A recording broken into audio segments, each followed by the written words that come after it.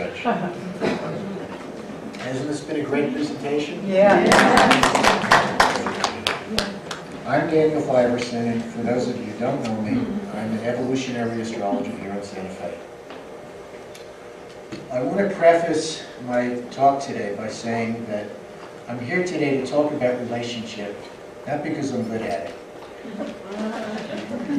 I talk about relationship because it is one of my biggest soul lessons in life. I'm also here to talk about it today because we are in the middle of a 2-year period of intense relationship dynamics, and the cycle is going to peak in 2015. So how many here find relationship easy?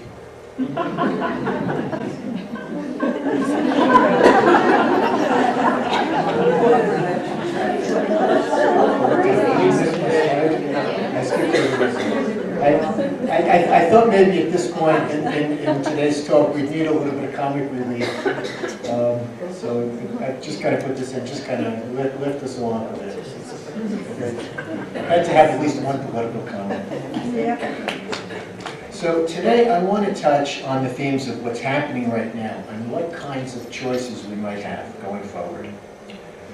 We've just heard from Marilyn, Jason, Atma, and Marcia that these are very powerful times. The outer planets are ponderously moving forward at glacial speed, and they're sounding a bass note, and that bass note is observable in every area of our life. The cosmic intention is to wake up. This is about awakening, and it's the one commonality of everybody's experience.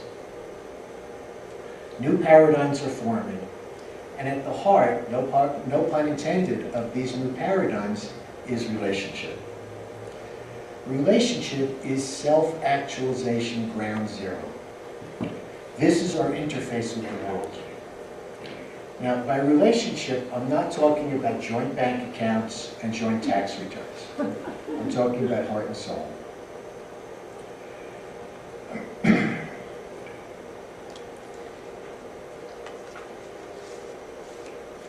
Brian Weiss said that love is the energy from which all people and things are made. You are connected to everything in your world through love. We all know the New Age meme that we're not human beings having a spiritual experience. We are spiritual beings having a human experience. Well, we need to be reminded that it is about the human experience. If it was just about the spiritual experience, we wouldn't necessarily need a body.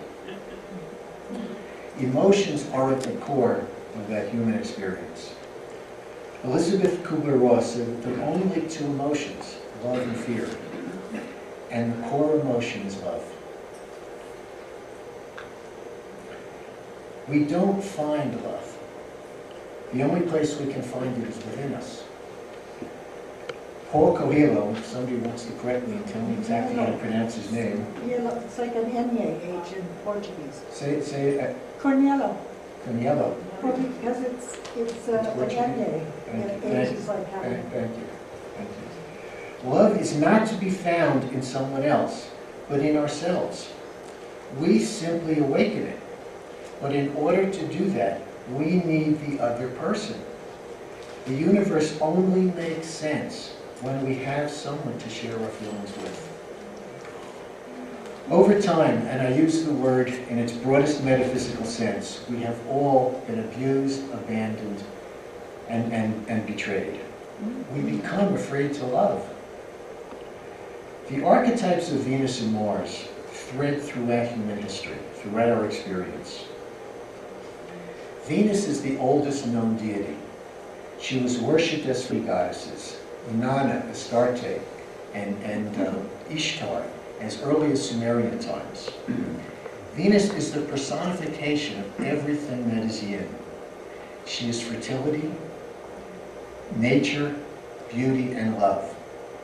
And Venus is all about relationship. Astrologically, Venus is magnetism. She is the energetic dynamic that attracts everything that we need to evolve. In her inner reflective nature, Venus, as the ruler of Taurus, is about essential resources. What has worth? What has meaning? And what do we need to survive? And survival requires procreation and all that it implies. Our core essential need is our relationship with ourselves. This translates to our self-worth. Do we love ourselves or not? And most of us are someplace in between. This is our core magnetic frequency. And this is the determinant of who and what we will attract. Again, all of this is relative to karmic necessity. Our individual resonance is tuned to attract exactly what we need to evolve. In her outer expression as the ruler of Libra, the magnetic frequency is projected outward into our relationship with everyone else. Our lovers, our friends, our co-workers, our boss, our neighbors, everybody. Venus brings us face to face with ourselves in the mirror of others. The Greco-Roman image of Mars still permeates our collective psyche. We learn about who we are through Mars. Mars acts entirely on instinct, without any forethought. We come into the world head first, not even knowing if somebody's going to be there to catch us. Mars is the child who touches the hot stove and burns his hand. We learn by feedback. He needs absolute freedom and independence in order to be so instinctive. Mars is also known as the lower octave of Pluto. Pluto is the soul, the wave that is the bit of the ocean of source. In evolutionary astrology, Pluto represents the soul's deepest unconscious desires for security. Mars acts on the soul's desires according to Venus's values. Mars turns those priorities into actions. Venus and Mars working together represents the cutting edge of evolution relative to karmic necessity. Mars has no thought about anything but himself. Along the way, he encounters his shadows in the underworld, and he becomes whole as those shadows become eliminated.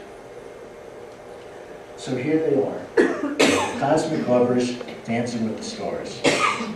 All planetary pairs form an exquisite pattern with the cosmos, and this is the pattern of Venus and Mars. The phase relationship between Venus and Mars represents how we self-actualize through relationship. The planets don't have to be an aspect because all planetary pairs are always in some phase of relationship to each other. The conjunction is the seed moment of self-actualization. We are starting a new cycle of learning about who we are. When the planets square, the relationship crises emerge. Mars measures by quantity. Bigger and faster is better. His competitive nature takes over. Venus measures by quality. Her judgment is based on values, determined by worth and by meaning. When they are in opposition, Mars is almost always retrograde, slowing down or standing still.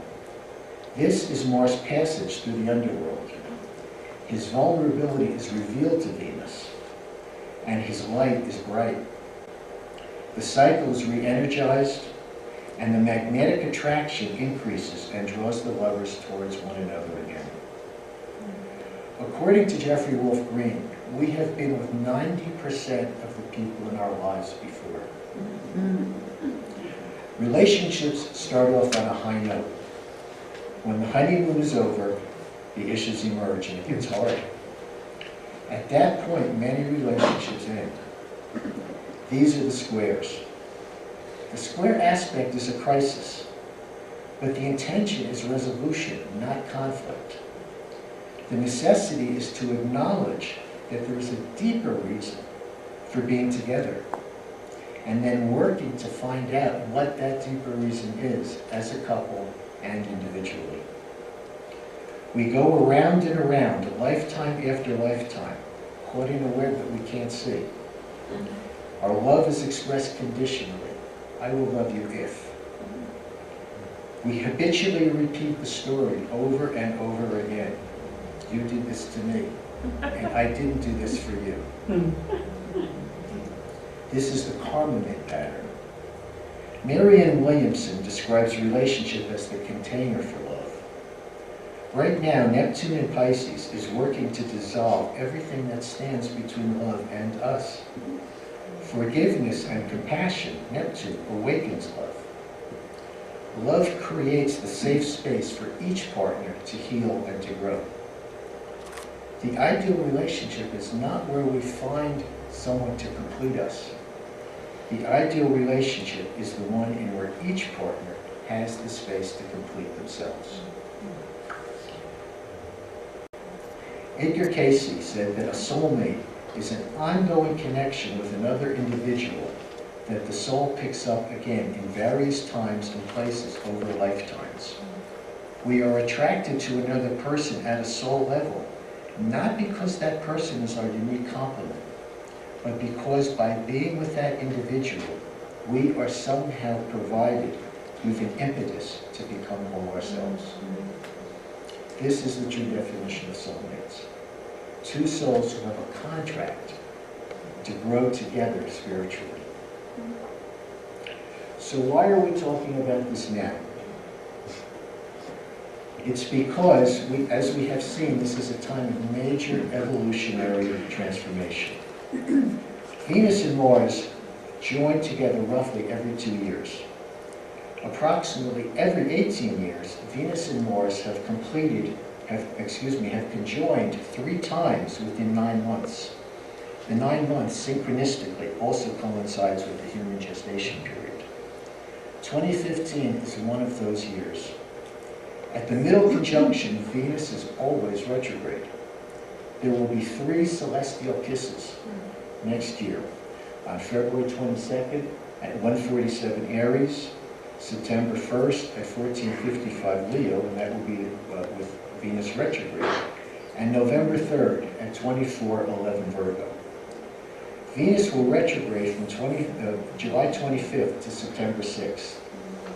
The retrograde cycle of the planet is expressed with the re words. Venus is about values and priorities, where we find meaning and worth. When Venus is retrograde, we re-examine our values and priorities. Where are we searching for meaning?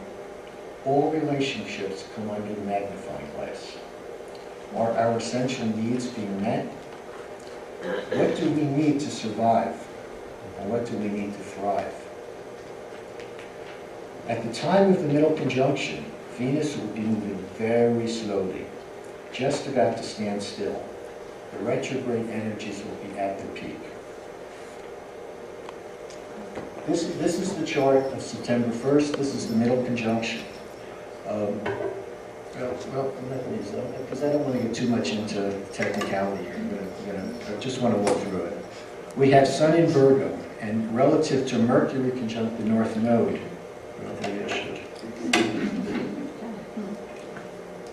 we have the Sun in Virgo, relative to Mercury conjunct the North Node, opposite Neptune, retrograde in Pisces, and trining Pluto, also retrograde in Capricorn. The Moon is in stellium, and the Moon is conjunct also Uranus, also retrograde, and asteroid Vesta, also retrograde.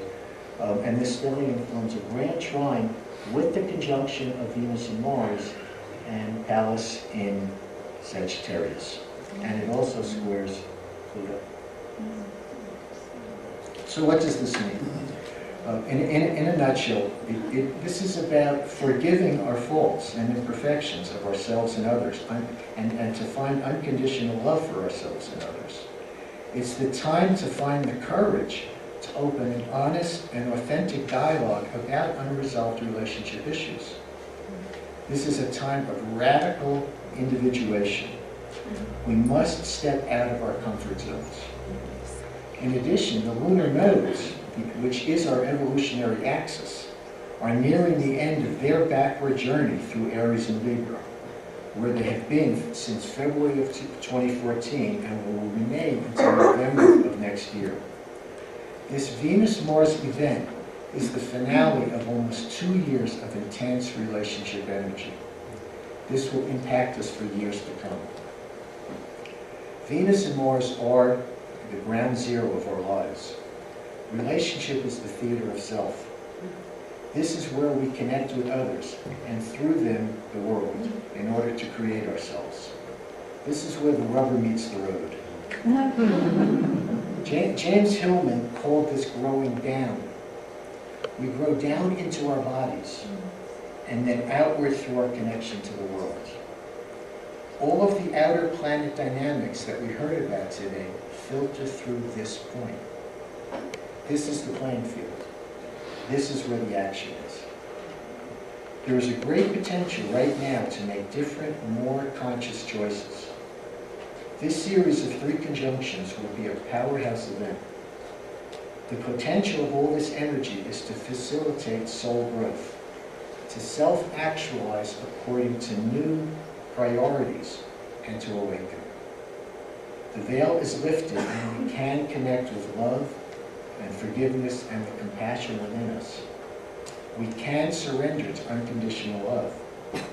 But unless we form a bond of authenticity and self-honesty with ourselves, we cannot be in an authentic relationship. And the relationship itself cannot awaken if the individuals themselves are also not awake. Why do we have to listen to our hearts, the Lord asked? Because wherever your heart is, that's where you will find your treasure.